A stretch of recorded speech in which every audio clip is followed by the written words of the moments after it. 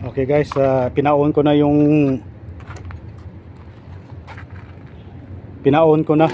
Ips Kalas trip. Okay, andito may nakita na akong problema guys.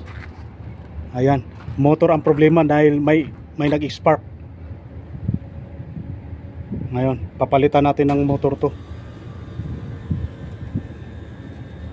Ayan, nakita ko nag-spark dito sa motor eh. May grounded.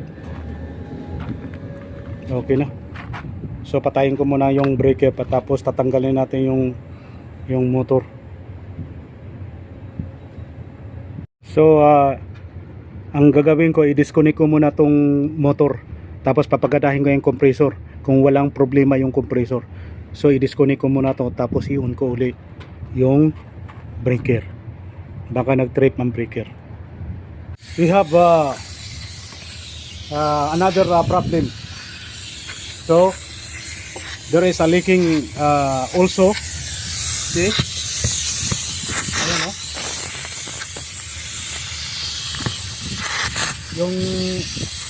Yung unit hindi gumagana. Ang compressor hindi gumagana. Nagtitrip yung breaker. So marami problema.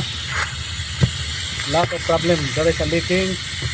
The freon will come out. Ayan o.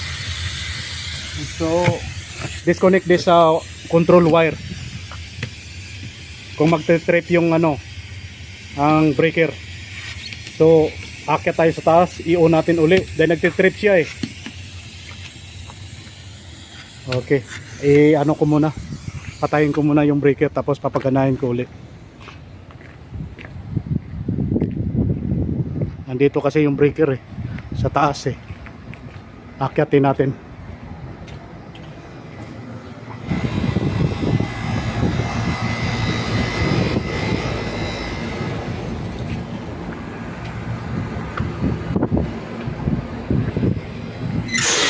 Ayun yung breaker oh. Ayan, nagtitrip yung breaker. Ayan. So i-on natin uli. Tinanggal ko na yung control wire.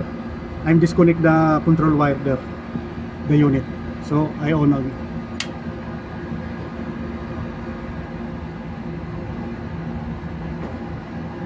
So hindi na hindi na nag-trip. So have a problem the compressor and the condenser fan motor.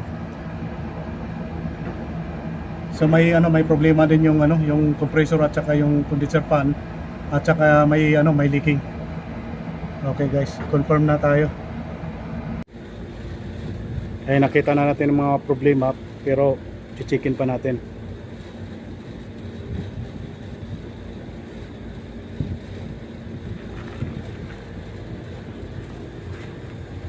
Ayan, nakita natin yung leak doon. Ha? What? There is a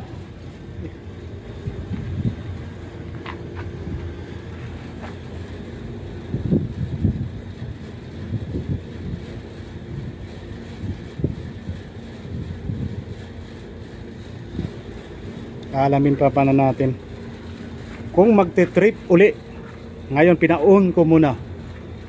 Ayan guys, basta kung malaman kung gumagana talaga ang compressor, kung sira din yung compressor. So ang problema guys, yung condenser fan motor open, defective. Yun na nakita ko, nag-spark dito sa loob ng winding. So ang compressor din, may problema din yung compressor. Open na rin yung compressor. Ito problem here after broken. Wait tapos may problema rin tayo, also have a problem the leaking also here. So yan, palit tayo ng compressor, palit tayo ng condenser fan motor, magpalit din tayo ng capacitor para isa na, bago na lahat. So kukunan natin ang model number to para mapapalitan natin. Yan ang ano natin na nakikita na natin yung ang problema. Compressor, yung stack up na, condenser fan motor, open.